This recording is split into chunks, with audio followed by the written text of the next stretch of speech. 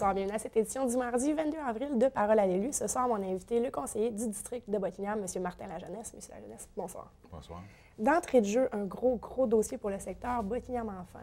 Le conseil d'administration a annoncé qu'il n'y aurait pas d'édition 2014. Et là, un partenariat a été signé avec le Carrefour culturel qui va prendre en charge la programmation. Vous en pensez quoi de tout ça?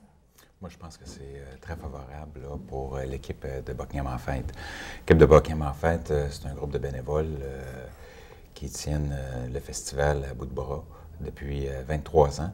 Puis là, il avait déjà entamé les démarches là, auparavant avec le Carrefour de l'Estacade et ça vient de se concrétiser là, avec le Carrefour de l'Estacade prennent 2 personnes de Buckingham en Fête sur leur CA.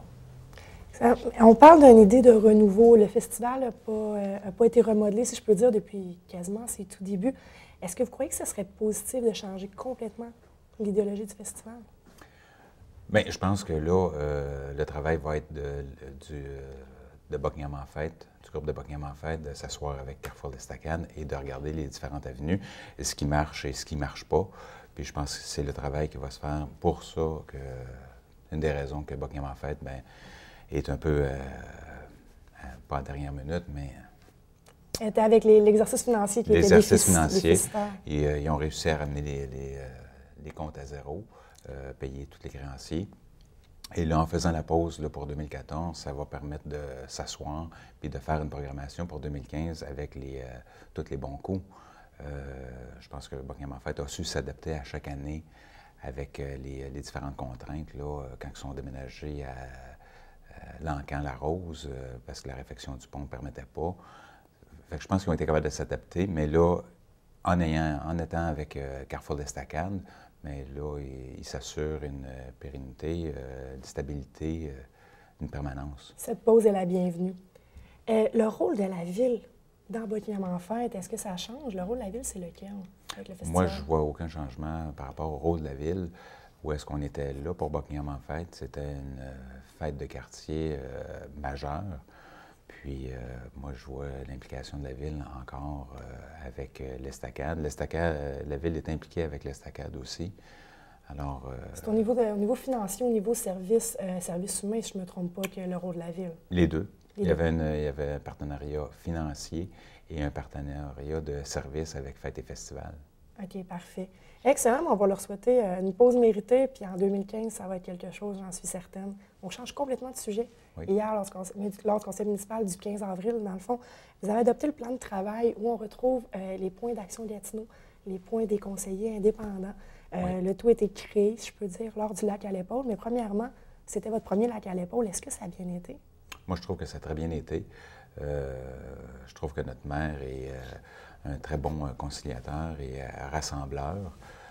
Il a soumis les points là, de Action Gatineau et les conseillers indépendants. On faisait des commentaires, des changements, des points à améliorer et le maire était à l'écoute. On a voté à l'ensemble et ça a très bien sorti.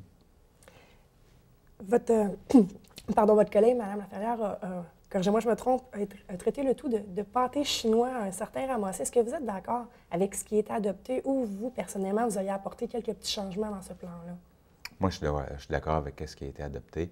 On a travaillé tout ensemble pour ça.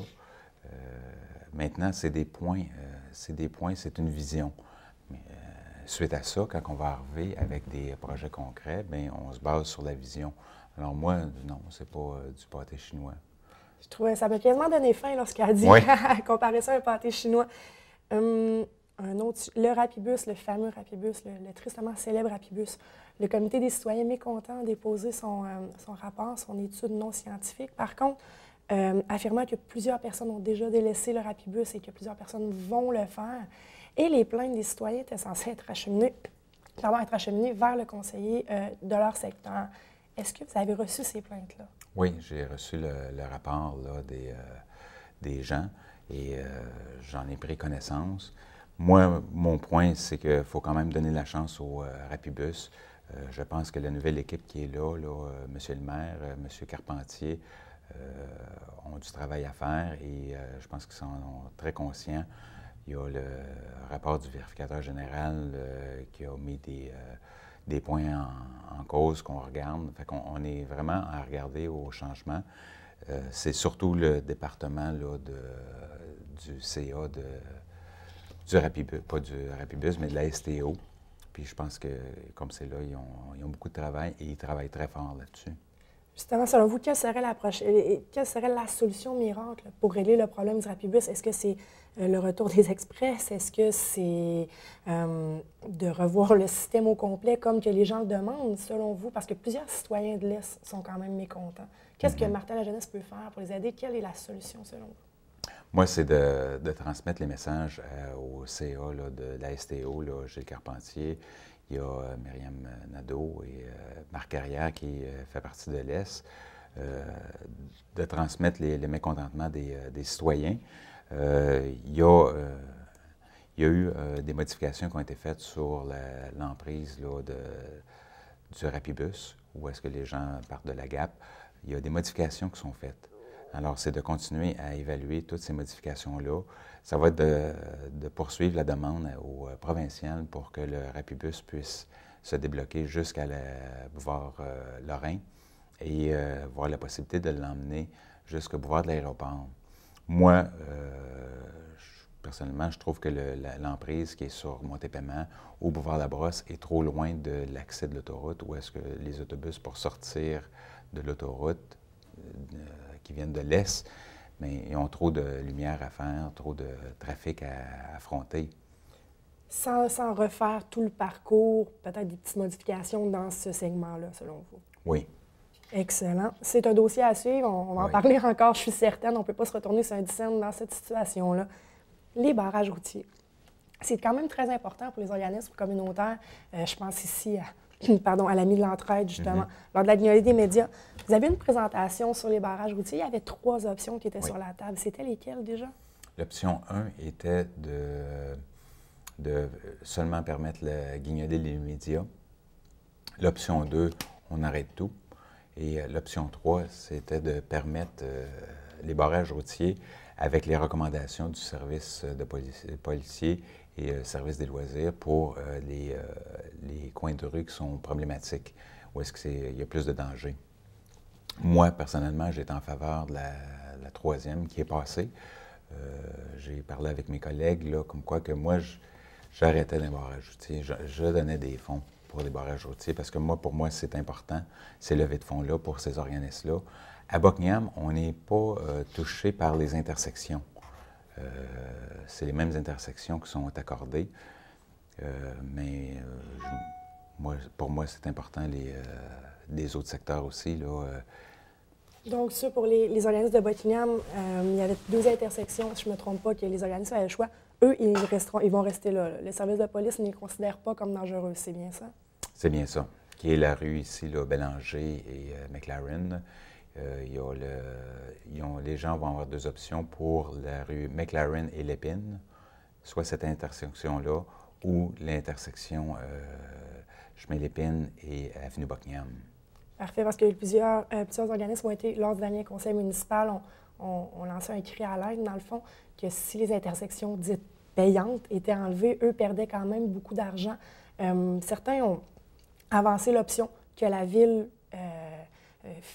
remplisse le manque à gagner si les intersections sont enlevées. Est-ce que vous êtes d'accord avec cette affirmation? Malheureusement, je ne suis pas d'accord avec cette réflexion-là.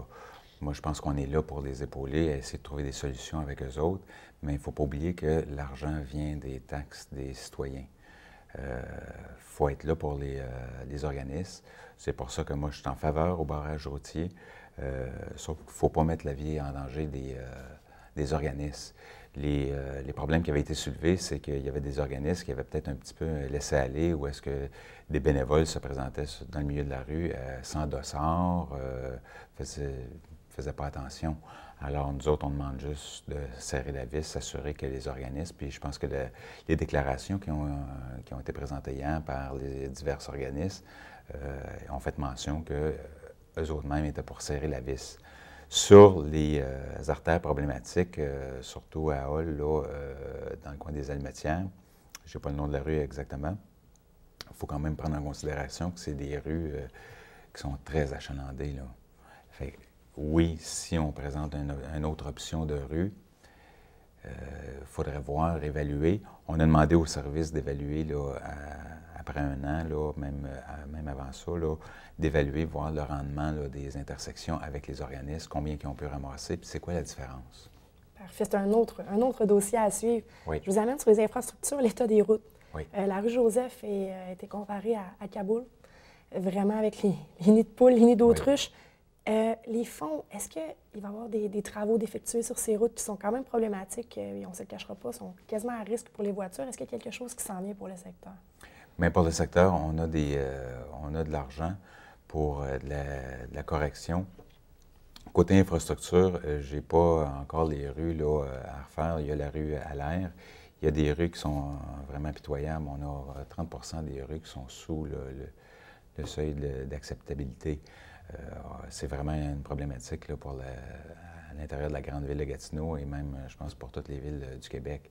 Alors, comme M. le maire l'a mentionné hier, c'est un problème qu'il faut aborder et il faut le corriger. La rue Joseph, c'est la porte d'entrée. C'est une priorité, mais il faut regarder quand est-ce que le sous-sol doit être fait. Alors, on ne peut pas juste arracher puis remettre de l'asphalte. Il faut corriger la situation. Je pense qu'il y a des travaux qui s'en viennent. Ça, je pourrais vérifier puis je pourrais vous en informer là, les dates là, pour la rue Joseph. Excellent, un dossier assez long. Ça va du côté des bonnes nouvelles. Oui. Jardin communautaire, vous l'avez annoncé lors du dernier conseil municipal sur la rue Gendron. Parlez-moi un peu plus du projet. C'est quand même une bonne initiative. Oui, c'est une initiative. Là, la Ville de Gatineau a quand même des jardins communautaires. Nous autres, on n'avait pas dans notre secteur. Et là, avec Gatineau Ville en santé, on a octroyé là, des fonds pour la création d'un parc, d'un jardin communautaire dans le parc Gendron, qui va être administré par un organisme local. Alors, les gens vont pouvoir bénéficier d'un jardin communautaire. Je pense que c'est le premier et non le dernier. Là, ça va être à suivre. Je pense que notre intention elle va être d'impliquer plus les citoyens pour baisser les coûts, là, parce qu'encore là, c'est des coûts majeurs parce qu'on implique la ville, les travaux publics. Alors, je pense que c'est des choses qu'on peut donner aux citoyens du secteur. Oui. En environ 30 secondes, je sais que vous êtes président d'honneur pour le marathon de la Fondation de santé. Je vous laisse aller. Oui, bien c'est ça. J'ai accepté la présidence d'honneur pour la Fondation de l'hôpital de Buckingham pour le marathon, le demi-marathon.